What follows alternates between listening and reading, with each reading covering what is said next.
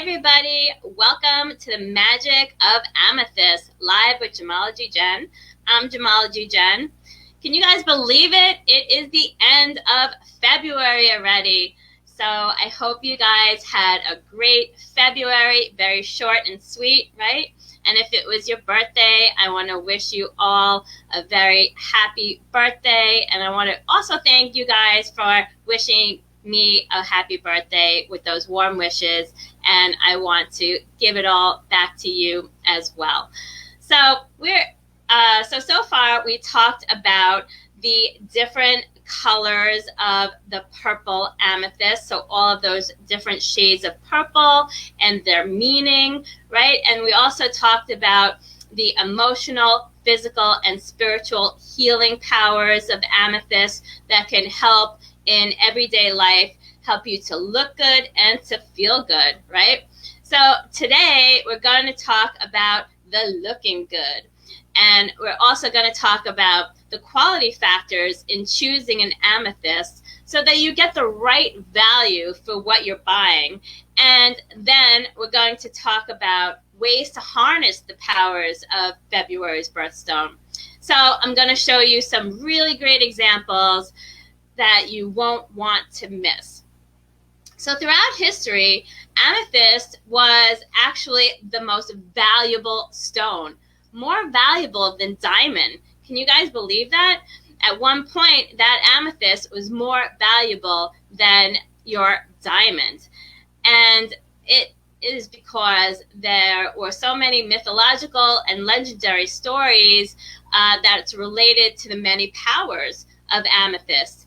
And that is why it is loved all across the globe by the highest levels of royalty, clergy, pharaohs, Hebrew leaders, and Chinese philosophers as well.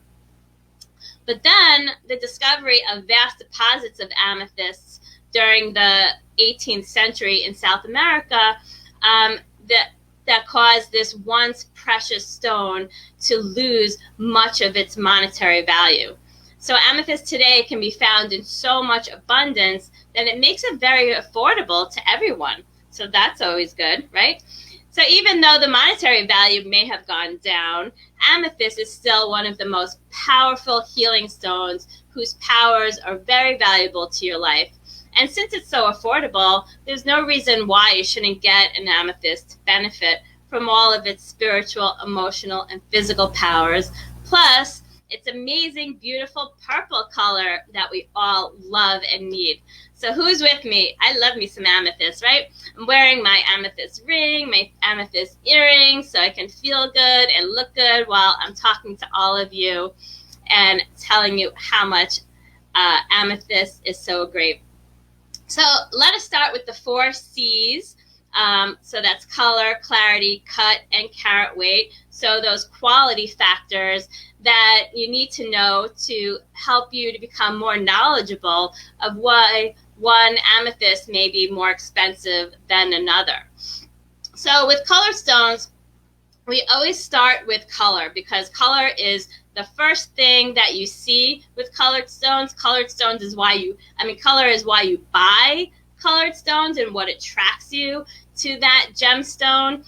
And it is the most important value factor out of all 4.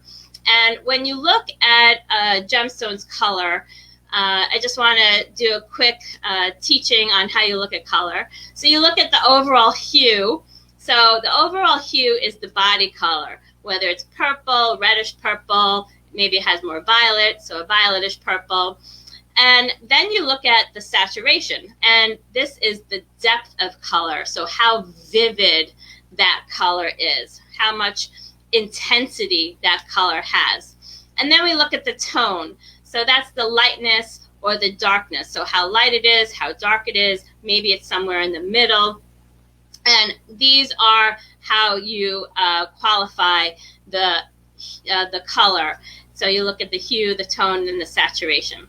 So let me show you the different colors that amethyst comes in. I'm going to add it to the screen. So amethyst can range from a light lilac, so it has a little bit of that blue in it, that violetish, to a rich, intense royal purple. Then you can see it in reddish purple, and then it goes all the way to dark purple. And the finest amethyst color is a strong reddish purple, so it has a little bit more red to it, that's adding to the color. And then you have pure purple, which is a balance of the blue and the red, so even blue and red. And the color, you want it even throughout the whole stone. So you want it to look beautiful at every single angle. There are certain color problems that may devalue the stone, and one of the problems is visible color zoning. So what color zoning is, it looks like kind of like zebra stripes. So it's alternating colors of purple and then colorless. And this happens when, while it's growing, it loses some of the elements that creates that purple color. So we were saying iron and natural irradiation. So if it loses amounts of iron, you'll have bands of colorless throughout your stone, and then you won't have that nice even color. So you can either see it in a pattern of stripes, or you may see it in a V-like pattern, and this is following the crystal lines that the gemstone is growing in. You may also have some brownish or bronze colored tints that look a little bit like rust stains, so you want to stay away from that. And these are the factors that will lower its value dramatically. There is one more issue that a lot of people aren't aware of, and this can be due to cutting or due to the gemstone's color, either one. So this is called windowing. And this is when maybe you put on a ring or you put on a necklace, and in the middle of the stone, you can see right through it. So you can see your skin right through it. And if your stone is too shallow, then the color will just concentrate around the edges. And you really want a nice, even, beautiful color throughout that gemstone. You don't want to waste the color and have it look near colorless in the middle of that stone. You don't want to be able to see your skin through that stone. And it's very common in jewelry. So that's why I wanted to mention that, so you can avoid those kind of stones. So gemstone dealers prefer this kind of color, which is a strongly saturated reddish purple to a dark purple, as long as the stone is not so dark that it reduces the brightness, that saturation, and that vividness. So if the color is too dark, an amethyst might look black under dim lighting conditions. So you want to be able to see that purple color. And on the opposite end, you don't want it to be too light where it looks colorless. So you want a nice balance of that hue, of that tone, and you really want as much saturation as possible. You want it to really look nice and vivid. So much of the So next we're going to talk about clarity factor. And for amethyst, much of the faceted stones in the market are eye clean. So this means that it doesn't have any eye visible inclusions. There's African material that comes from Zambia, which have high saturation of raspberry color. So it's more of a raspberry purple. But those tend to have many more inclusions than the South American Brazilian material that a lot of us see. So even though the Zambian amethyst has more inclusions, it'll be slightly more valuable because of that richer color. So when you see eye clean material of the same color, of this rich color, it'll be much more valuable. And then the amethysts with eye visible inclusions, so you can see the inclusions. So it has a lot more inclusions in it that you can see with your naked eye. But maybe it has an attractive color. These are usually cut into cabochons or fashioned into beads. So if you see those prayer beads or you see those beaded bracelets, those are usually have higher inclusions in them and usually less expensive. So overall, if an amethyst displays fine color and high clarity, whether it's faceted, cabochon, or made into beads, it will sell at a substantial premium. So if that color is really nice and you have no inclusions that you can see with your naked eye, you can expect to spend a little bit more. Amethyst isn't astronomical, so a little bit more is just a little bit more. Next, we have the cutting styles of amethyst. I want to share my screen again. Sorry.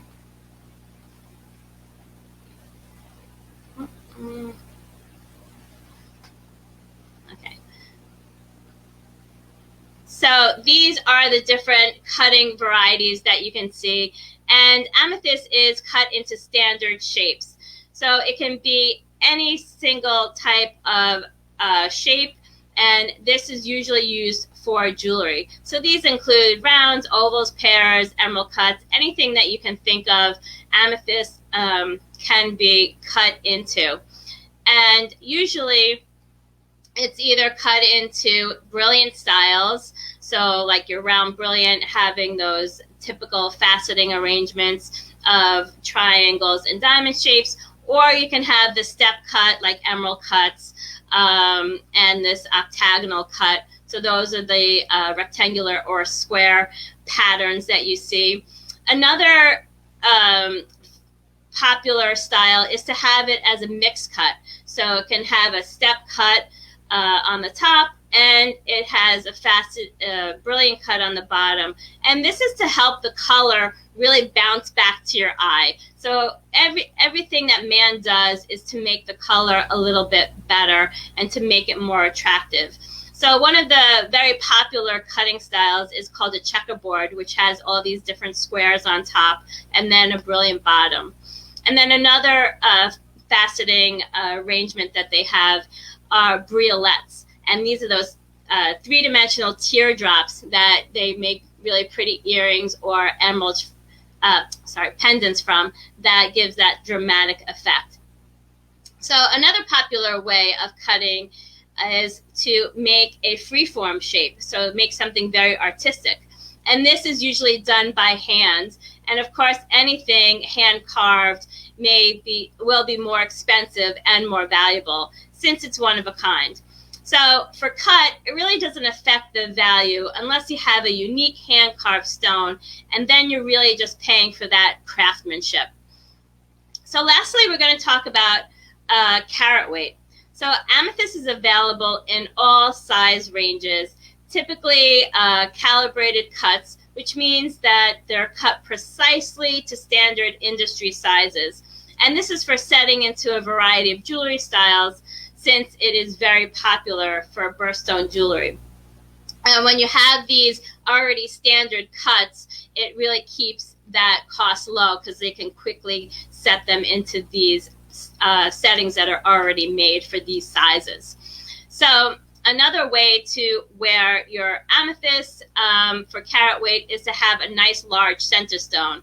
And this really doesn't affect the price so much because no matter what size the amethyst is, the value isn't dramatically increased. Actually, for all sizes, you can typically spend about $3 per carat to maybe about $30 per carat. So you're just paying for the carat weight, and it's very low. And that range depends on how nice the color is. So it will be the same price per carat, just depending on how beautiful that color is.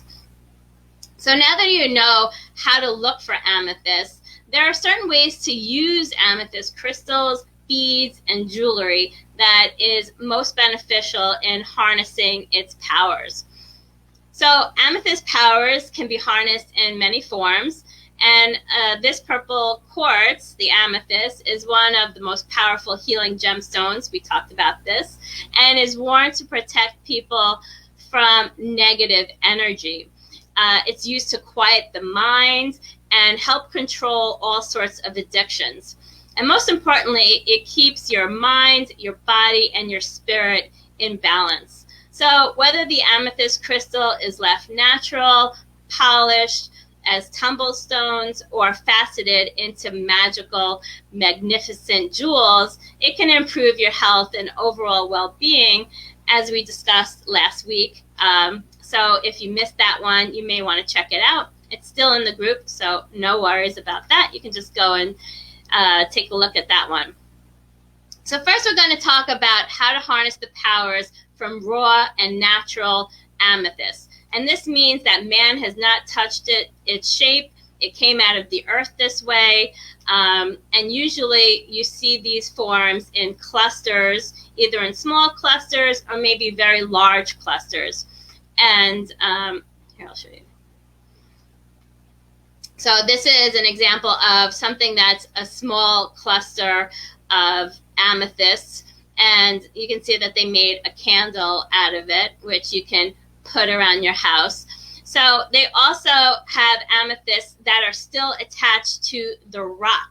So it's host rock, and this is called a geode. So a lot of you may have seen that. So something like this candle holder, which is freestanding, it can be very beneficial if you place them around your home to encourage health and happiness in your life.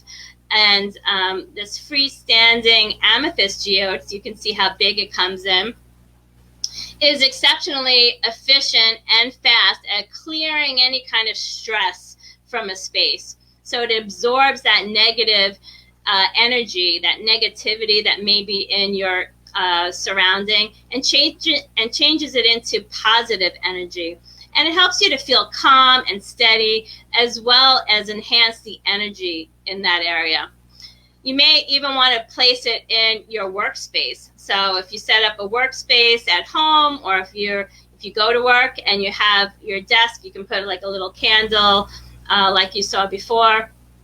And this helps with clearing your head and focusing, and of course being more creative. So it helps with that creativity.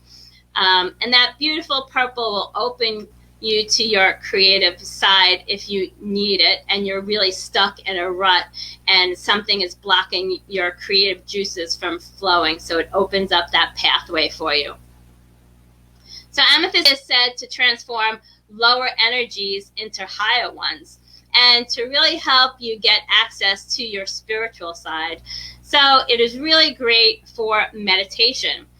So for meditation, you want to either sit next to an amethyst geode or hold an amethyst crystal while you meditate. And those high vibrations will aid in any kind of overindulgence to food we talked about, right? To drink, to other addictive substances or addictive behaviors. And it can help with hormone imbalance, headaches, stress, and anxiety, keeping you clear-headed, peaceful, and balanced. So it's really a great stone to meditate with to get all of these benefits. Another way is to wear a raw crystal as jewelry to ward off any kind of negativity from the outside environment. So if you're in an environment that has a lot of negative energy, you want to wear some sort of amethyst crystal. And this is to shut out that negativity, and you can create more harmony and balance within you. And you can use a crystal like this or any kind of amethyst healing crystal that has that point to help with problems in your body, problem areas that you have in your body, so you can directly point it to that particular part of your body that's having some sort of issue. And if you use the point, you want to point that crystal towards you to push the energy into your body, so those areas that you need help with. And if you want to draw energy out, so if you have negative energy stuck in that particular area, you'll want to point that crystal away from you. So next we're going to talk about beads and tumbled amethyst. So tumbled amethyst is just when it is either tumbled with water and other gemstones, and it just kind of smooths out the rough edges. So man hasn't really fashioned it in any particular way. It just used other gemstones to kind of polish off those edges. But beads usually are made by man because they drill the holes, they make it round, right? So, and usually you see things like this bracelet. So rosary beads and prayer beads are made from amethyst stones. And it gives you that calm mindset. And it really opens your mind to have a better connection to the divine. So when you're praying, whoever you pray to, it really gets you closer to that kind of connection. And if you are grieving or have a loss of a loved one, you want to carry a tumbled amethyst either in your pocket or somewhere on your body or in a purse. And this can help you get rid of despair and sadness and really accept any kind of death and accept the rebirth cycle a little bit easier. So it really dampens the pain a little bit. And in that time, it's really helpful. So those that like to balance your chakra for spiritual healing, you want to place a tumbled stone or your beads on your crown or your third eye to help clear any energy blockages and get rid of a sluggish mindset. So if you have a lot of blocks, that can help you if you put it in your crown or third eye area. And then if you have problems with sleeplessness, you can place a amethyst tumbled stone or crystal, anything you want, underneath your pillow, or you can rub it on your third eye counterclockwise to help with any kind of sleeplessness and to have sweet dreams. So for amethyst jewelry, so if you wear amethyst jewelry, the way to harness its powers is to line up your amethyst with your pulse points or your chakras. So line it up with your crown chakra or any other chakra that you want healing. So here are some examples of the best places to wear your amethyst jewelry. So you want to wear your amethyst on your middle finger if you want more patience and tranquility. And then each side of your body has different meaning and has an influence on the results that you'll get from your amethyst jewelry. And this is mostly for bracelets and rings. So if you wear your bracelet or ring on the right side, you will be sending the amethyst power outward. So you give its healing properties to others that are around you. So to make that calm environment we were talking about. So it helps provide that calm environment, and it can benefit other people as well with that positive energy. On your left, if you wear it on your left side, you will personally receive its healing energy, and you can enjoy an internal benefit, especially to help with any kind of stress or anxiety. So those are all the different ways to harness the powers of your amethyst gemstone. So let me show you how you can use it in some trendy ways. And you can repurpose any old jewelry that you may have that you may not be wearing because it's not your style anymore, or maybe you inherited it, and you can transform it into something trendy. Or if you don't have any amethyst yet, you can treat yourself to something new. So here is a really beautiful trendy ring that kind of looks like the stackables, and you can see that the amethyst is right center and is the star of the show. And you can see that amethyst really looks good in white gold. So white gold is really great to use for any kind of amethyst jewelry, and you can use this to stack with other rings as well. Here's a picture of something you can do with amethyst that creates a little bit more meaning, and you can use it to use it as a family ring. So you can use it for different birthstones to represent people in your family, and you can see that the amethyst really looks good in yellow gold as well. And you can either use this to do all amethysts, or, like I said, the different birthstones of people that you may want to represent to add a little bit more meaning to your jewelry. Here's a really pretty but simple pendant that you can wear over your heart and open up your heart chakra. And it has that halo, but it really looks like a nice, delicate flower. And again, you have amethyst as the star of the show, really being front and center. And this is a new trend that I want to show and share with all of you. And these are actually dog tags that show your horoscope. So it not only has your birthstone in it, but it also has the constellation of your specific horoscope. So you can get these actually in any birthstone month. So it can do any kind of gemstone with the corresponding horoscope pattern. Then we talked about the briolets, right? So here is an example of briolet earrings, which give a nice dramatic style to really like show off that amethyst, and to wear it around your crown chakra and open up your mind for focus, calmness, and creativity. So that is how you harness your amethyst crystals, beads, or jewelry. And I would really love to help you if you have any questions about amethyst. And I hope you got a lot of value from these amethyst talks. And if you want to transform any of your old jewelry to get some, to make it look a little bit trendier, or to get something for yourself or as a gift, it would really be my honor to help you or advise you on anything that you would want to do. So PM me if you would like to chat about any of this. And next month, stay tuned, because we're going to be talking about the magic of aquamarine. So it is March soon. And I hope you all have a great weekend. And thank you for stopping by. Or if you're watching this on a replay, thank you for watching. And like I said, if you have any questions, let me know. Have a great weekend, guys. Take care. Bye.